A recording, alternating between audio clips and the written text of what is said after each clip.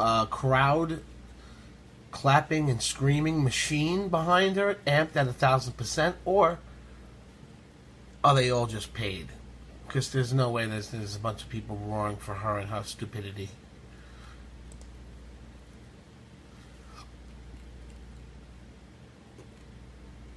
Yeah, that's her real look right there. And she says, "Here I go again, talking about research, evidence, and facts," Clinton says to a crowd's applause in reference to a women's role in peace. As this institute has grown, so too has the body of evidence, showing that when women participate in peacemaking and peacekeeping, we are all safer and more secure. Studies show, here I go again, talking about research, evidence, and facts.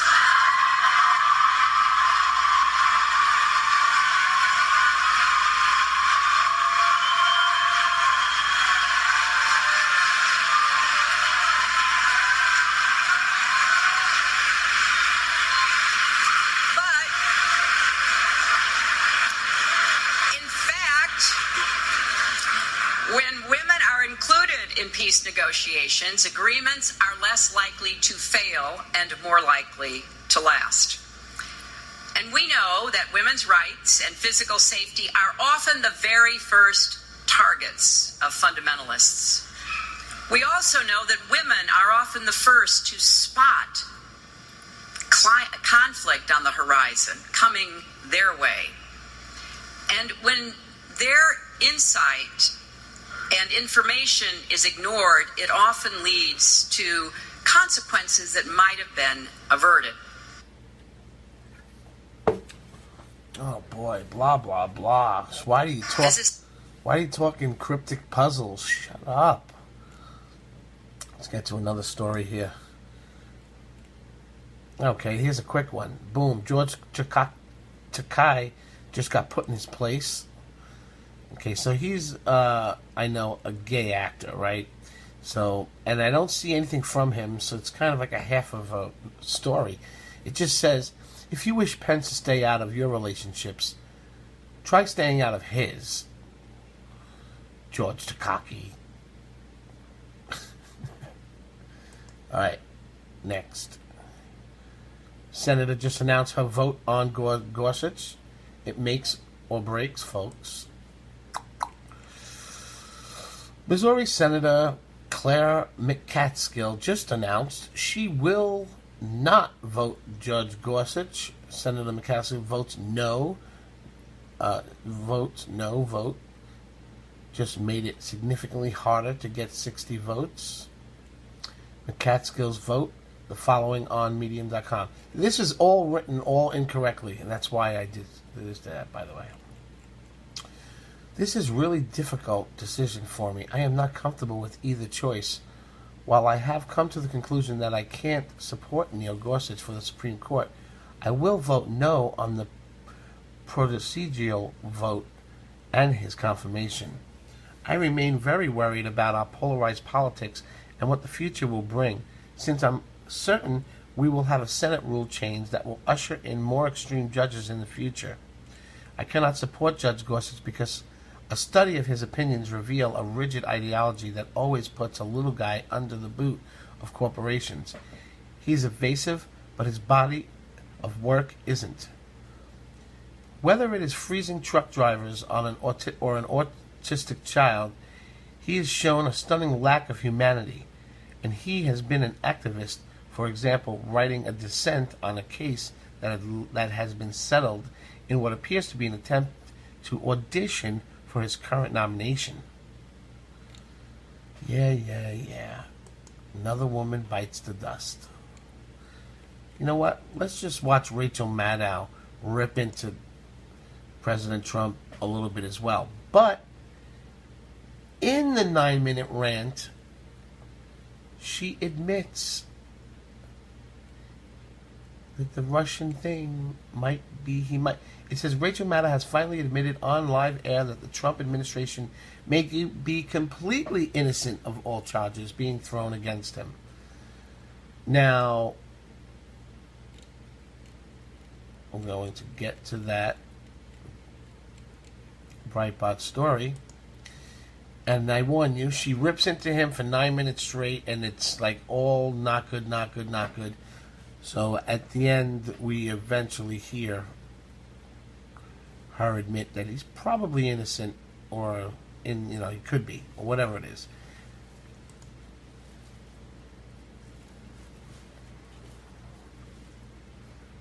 Are there rules anymore for our politics?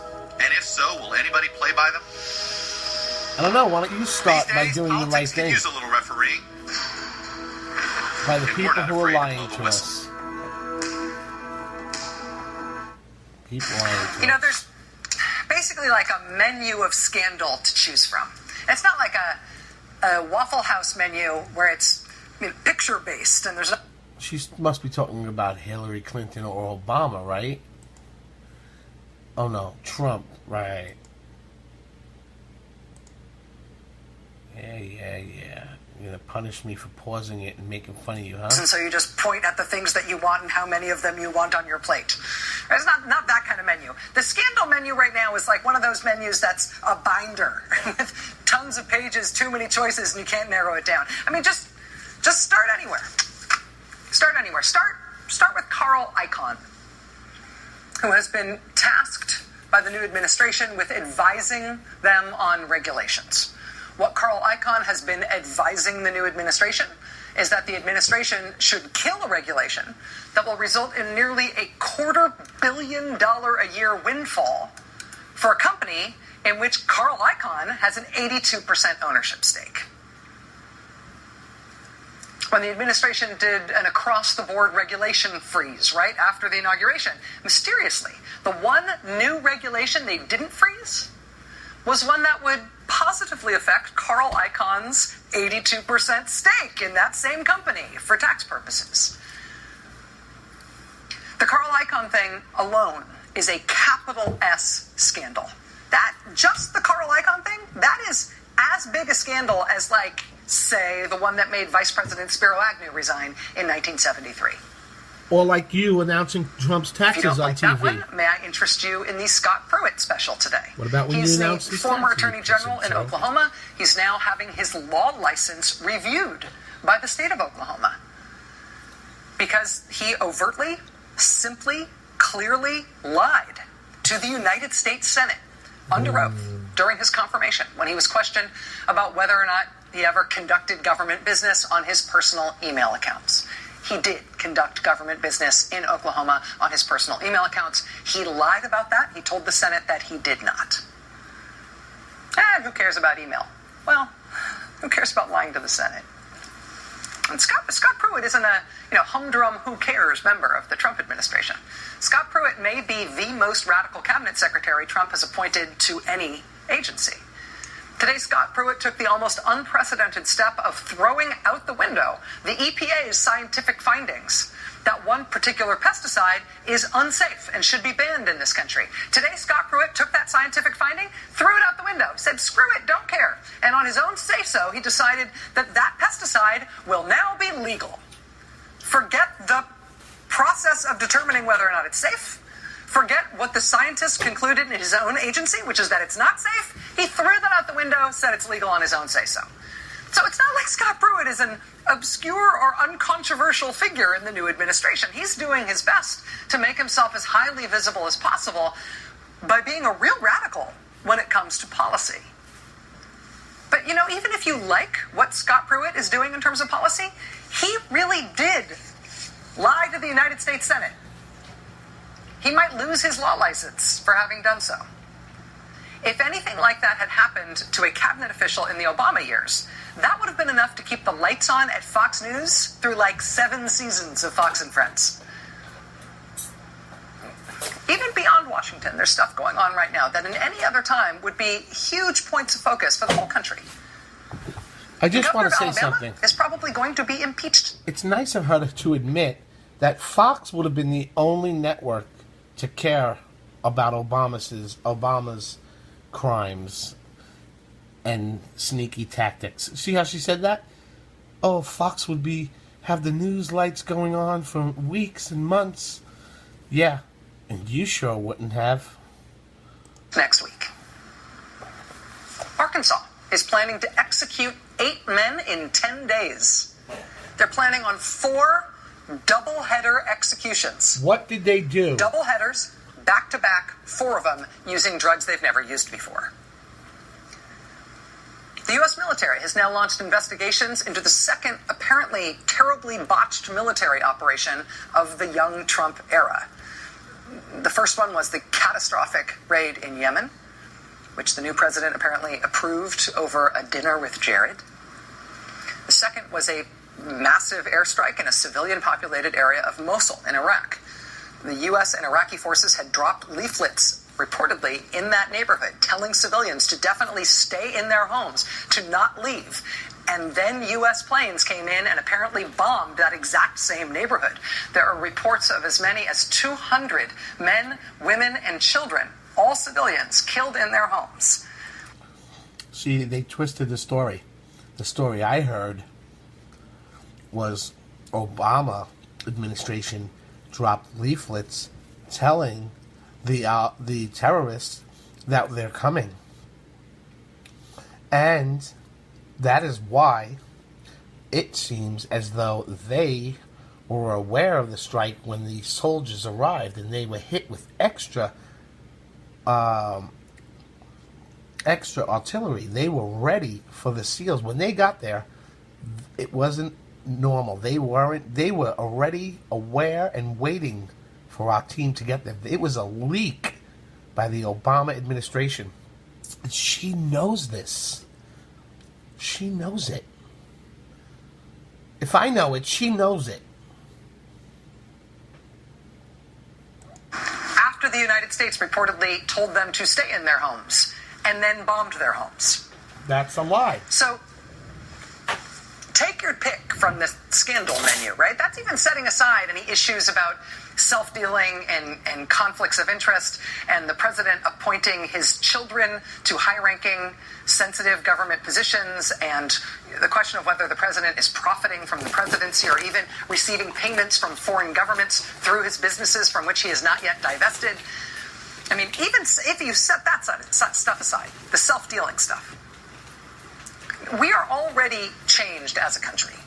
Because before now, any one of these scandals that I just mentioned in Washington or around the country would be nationally riveting, right? Would be a source of seething outrage. If not bipartisan outrage, then at least partisan outrage.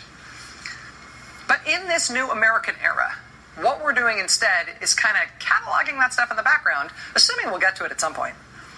But in the meantime, what we've been doing every day is watching the unfolding of the one Trump scandal that seems existential. The one Trump scandal that it seems like might undo this presidency by revealing this presidency as basically the product of a crime, at least the product of a foreign actor acting with American Confederates. Every day, it is these ongoing revelations, which keep getting worse and not better, about the Russian government attacking the election, attacking the process by which we got this new president. And the prospect that it wasn't just an attack, it was a collaborative or at least coordinated effort between that foreign government and our president's campaign. The news today that we may get testimony in exchange for immunity from fired National Security Advisor Mike Flynn, who is in a position potentially to know more about this scandal than anybody else. That news today revs this scandal up into a higher gear that we didn't even know we had in our national transmission. And, you know, we here at this show, and I think on this network, we will cover this as aggressively as anybody. I think it's been fair to say we have been as aggressive as anybody on this story already, and that will remain the case. But I want to just plant this flag here. There remains the possibility that the president and his campaign are innocent. There remains the possibility that the president and his campaign are not innocent, but that this scandal does not prove to be an existential presidency-ending conflagration, even if they are found to have committed very bad acts. There remains the possibility that at the end of this, even if these investigations continue to go as badly as they have for the president thus far, there remains the possibility that at the end of all of it, he's still president. And then, for the sake of our democracy, we have to figure out how we are going to regain our intolerance for corruption and scandal and throwing our American ethical and political norms out the window. I mean, one of the consequences already of the Russia attack and its aftermath is that what otherwise would be presidency-ending scandals in any presidential administration are like, whew, page 15 if you get there, man. I mean, when all this is over, and who knows how it ends, if we are ever to regain our previous standing as a liberal democracy, right, there's going to have to be consequences for, you know, the Carl Icahn stuff, for the lying to the Senate stuff, for the personal ethics stuff, for the nepotism, even for the political radicalism that we now see is definitely no big deal because at least it's not treason. Whether or not the Russia scandal brings down this presidency, and it might, the point of the Russia attack was to knock America down a few pegs in the eyes of the world. They win and we lose if the outcome of all of this, regardless of this presidency, is that we become a country that lets all this other stuff slide, right? Where even rank corruption becomes normal or too small potatoes for us to worry about it. We cannot let ourselves be the American generation where the standards slipped that badly, right? Where that happened. At some point, we're going to have to get back to zero in terms of being able to be shocked by corruption, nepotism, and crime in government. You are at zero. We're going to have to get back to zero when it's all done. You're at zero. You are at zero. Zero intelligence. It's the... Okay. That's it. That's her mad